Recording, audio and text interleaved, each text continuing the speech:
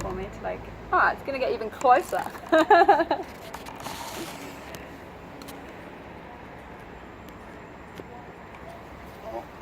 Okay, so thank you so much, Farmer Greggy, for taking the time to do this interview. Do you need to take that call, or are you right? Sorry. Take two, Jen. Take two, that's all right. Okay, so thank you so much, Farmer Greggy, for taking the time for the interview. Cool, good to be here. Awesome. And obviously we wanted to make this segment about just telling your story a little bit about how you took an industry that I think is very far away from social media and what people would call kind of techie, and how you've really been able to use the power of social media and publishing yourself and building a brand around yourself and also around your business, and obviously all how that kind of came about. And I also, on a personal level, really love what you're trying to do with the purpose. Obviously, you're in the dairy industry, which you'll tell us a little bit about, and how you're really trying to, you're on a mission to make, sure that us Australia is going to be healthy when it comes to the dairy industry. Absolutely. So I'd love you to just to start and tell a little bit about you. Just give us, a bit of an idea of your background. Yeah, well, I'm a generational dairy farmer, so what that means, I've been on our family farm since I was born, and my father and uncle were also born on the same property, so we've been there for 80 years now, milking cows. And what we've seen happening in recent years is really a lot of destabilisation within my industry. So dairy farming needs to be a profitable business. It is a business, family farms are a small business. And we're seeing the flow of money dry up back to the farm. So over recent years, what that's actually triggered in me is a great concern, and it happened about the age when I was turning 40. I wasn't quite sure what was going on with me, but I remember I was in a very somber state, and I was starting to have some emotional and problems and outbursts of anger. I was diagnosed with clinical depression just after I turned 40. And that was a really tough time. To be honest, you don't know how you'll deal with that until you're going through it. My initial reaction when I was diagnosed was fantastic news. Oh, that's not terminal, I'll get better. But it was pretty hard work getting better. And I really did need professional help. I saw a psychologist. I went on to medication, low dose antidepressants. But during my recovery, I really started to see things with clarity, and all of the problems I had perceived leading into depression, and nobody died close to me. My depression was actually triggered by a sense of mourning the loss of our farm. I felt like we were going to lose the farm. But I started to open my mind to opportunities. So a lot of the obstacles I had seen as being unable to be solved, they started to really change perception in my mind, and I saw opportunities. And one of the very first things I did during my recovery, I finished high school. I actually went back to distance uni and got high distinctions and finished high school. I was going to become, I got accepted to study psychological science, and I thought I'm going to be a psychologist. But then I come to understand I can't handle other people's baggage. I'm too much of an empath, and I just can't do that. So I started looking at opportunities on the farm, and we installed our robotic dairy in the year 2010. Only 10 months after I was diagnosed with depression. I oversaw the entire installation, and it happened quickly, but I was able to pull all of that together, and I think that was really healthy for my recovery at the time too, to be involved and oversee a project of that scale on our farm. Yeah, and what I love about that, just obviously we were talking before, and you said how really the reason you got started with, and we'll talk about a little bit, like how you started actually with blogging, was really a way for you to recover from your depression. So you actually took something that's very negative for a lot of people, and really it became a huge positive for me. In your life. Absolutely, for me, I feel very strongly to help. I feel compelled to help other people. I don't always know how I'm going to do that. During my recovery though, Facebook was fairly new and social media was not a big thing, but I started to see an opportunity to share my story. And I actually started to share my life experiences with people through a blog. I started writing a blog, called it Milking It For Real, and that was actually pre our milk factory, which we then went on to call For Real Milk. But in my blog, I shared my experiences. I write poetry, and I wrote a few poems at the time, and just really shared what I was going through and my recovery after that diagnosis. But beyond that, then with the installation of the robotic dairy, I saw an opportunity to share on a much larger scale, and we invite visitors to our farm now. And you've been fortunate to come for a visit, and we see about 20,000 people a year. But I started doing Facebook so I could share what I was doing on farm with these people. So now we're really leveraging off people who get to visit the farm directly, as well as people who don't get to visit. They can still watch what's happening on Facebook. I've also got a YouTube channel, and I'm constantly posting clips on the YouTube channel at what's happening on the farm and what they see if they do come and visit. And I think that people can connect with the farmer. I'm a direct line for them to connect from the city to the country. Yeah. And a lot of farmers, we've thought over recent years that city people hate us, and I'm finding that's not true. City people really do love to talk to farmers and find out the truth, and we have to engage with them, and they might not go out of their way to engage with us. So as a farmer who loves to have a chat and meet people and talk to people, I'm really keen to do that on behalf of other dairy farmers. In fact, on behalf of all of agriculture, I want to make that connection for people. It's very real, and we see and hear a lot today. It's a bit of a buzz term. You want to work with people you like, know and trust. For me, it's a fallacy to say you can't develop that level of trust through social media, because when I'm sharing my message with people and communicating, there's been multiple times where people have told me that they have shed tears at the other end of reading my status updates or me sharing my blogs. And I know for me it's very real. When I get feedback from people, there's times where I will cry too. That emotion is real. So I think that we can make genuine connections with people through the internet. And we're attracting like-minded people, and that's a really positive thing.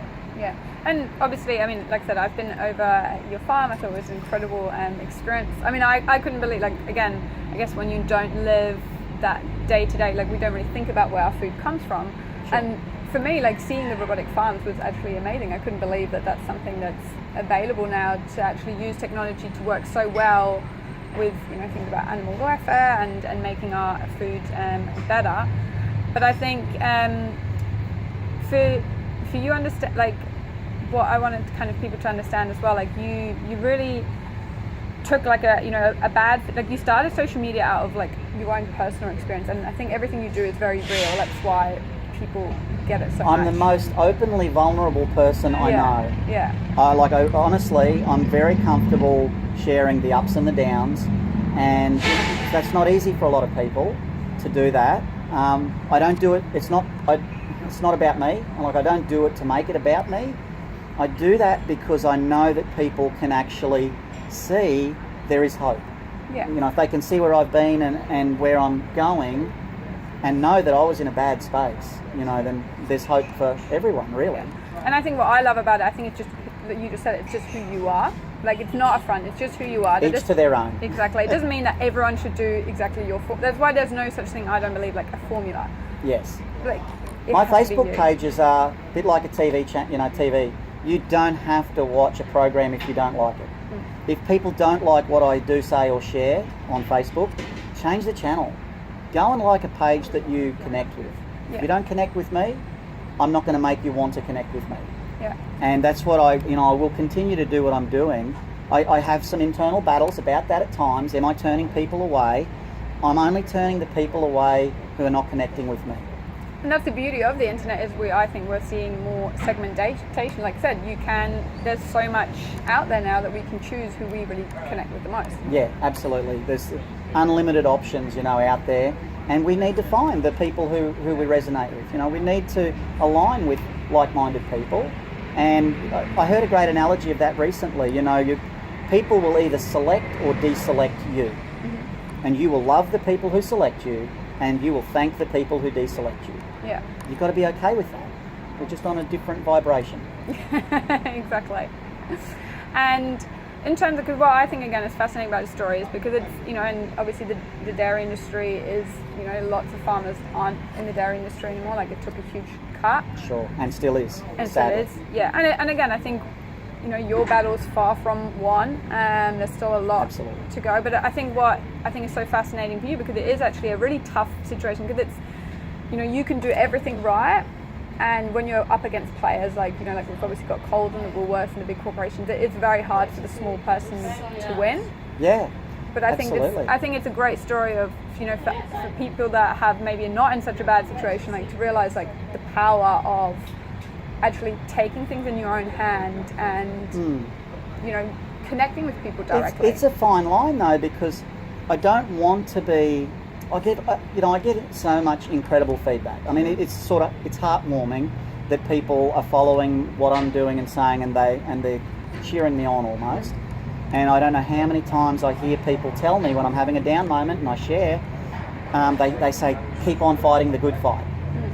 But we have to recognise it's not worth fighting the good fight if it's a part of the unwinnable war. Yeah. Like, you have to see positive outcomes. You have to see potential to make a lasting difference. Otherwise, the good fight's not worth fighting. And I still do, despite my recent challenges, and had depression again last year. I mean, incredibly frustrating, but that's leading to me becoming stronger in my, not only my resolve, but it's really opened my mind again to the way forward. Yeah. We're not always on the right track. Sometimes we've got to accept that we learned some lessons that we didn't want to learn, and then we might have to slightly adjust our course.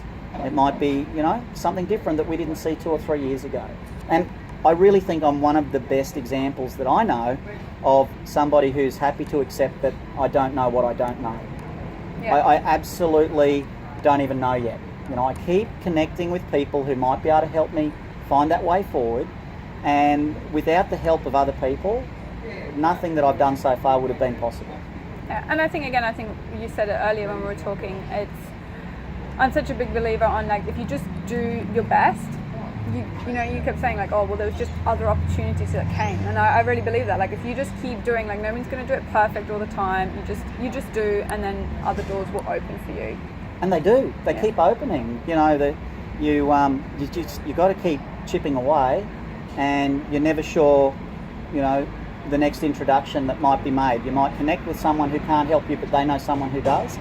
And there's so many things changing in the world right now, and we have spoken previously that what we're seeing right now, it's a bit of a revolution going on multiple fronts globally, and agriculture's one of them.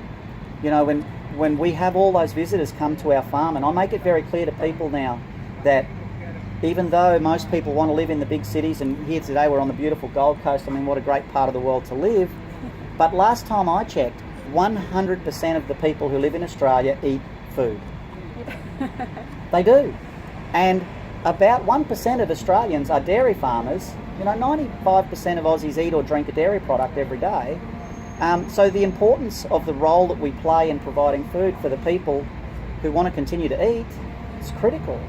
So, we've got to rebuild that bridge, and we've got to make that connection and get the support of the people as farmers, because we want to keep doing what we're doing. And I really do think that agriculture, farming, producers of food, is one of the most noble professions there is. Yeah. There's just nothing more important.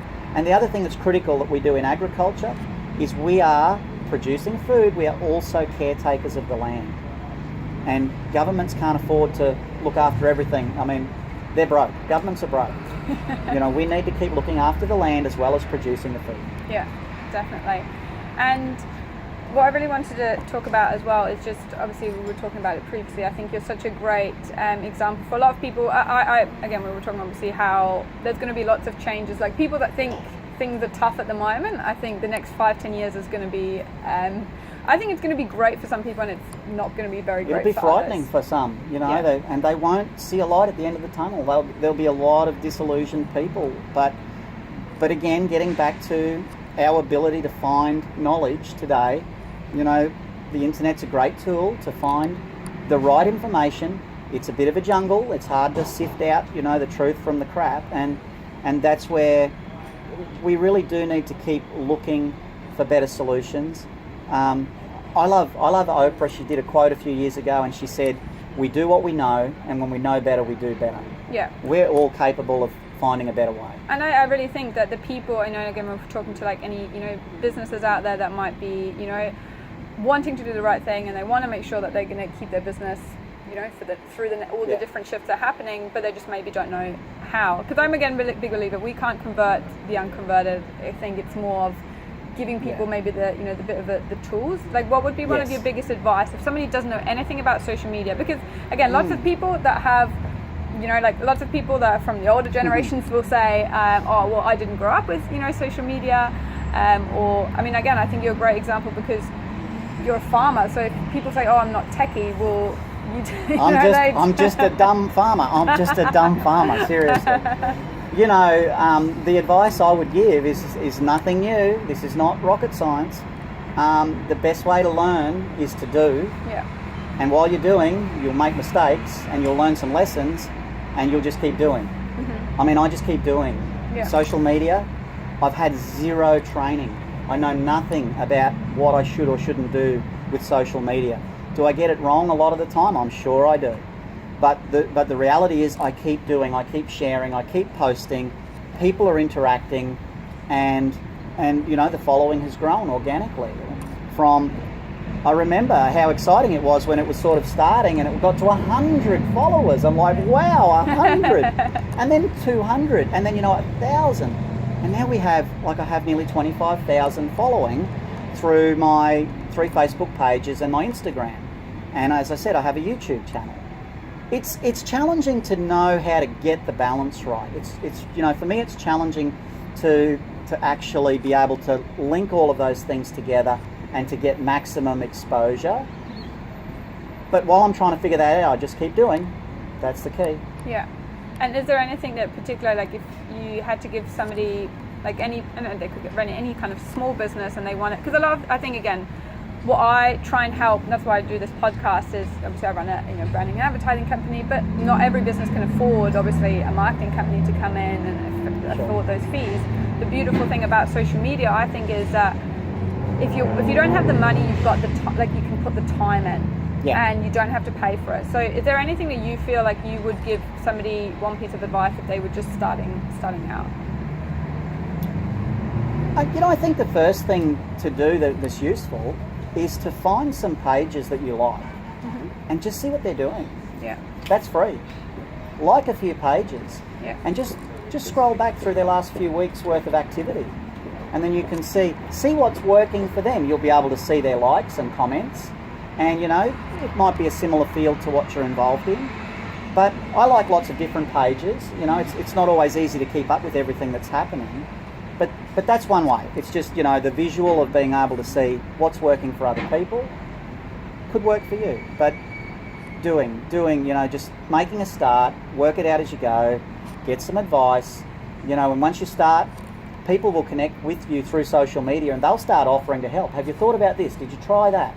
You'll get ideas from other people you have never met. Yeah. Oh, also, I love that because I always say that as well, like one of the easier things, you don't have to reinvent the wheel, just look at already the best examples out there. Try and keep it round though. Yeah. The wheels work best when they're round. Yeah, exactly. And I think it's just looking, I always say I'm like one of the biggest stealers. I always look at what I like the best.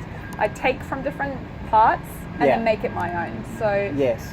Is there anything, like you saying, I think from what I'm gathering from you, like you're obviously a doer, so your biggest advice is just to go out and taste. Well, I will mention one other thing, Jen, like when I say do, the critical thing that I believe people are following what I'm doing and saying is because I'm authentically me.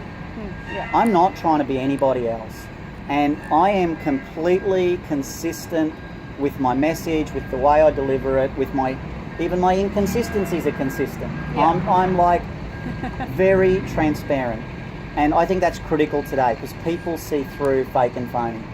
We don't care about people who just want to be fake or phony.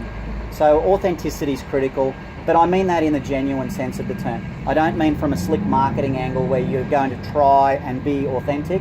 No, just be authentic. I know that's the problem with all the buzzwords. 90% of the time everyone says they're authentic, but they're not. They're trying hard to be. Yeah. Stop trying. Yeah. Okay.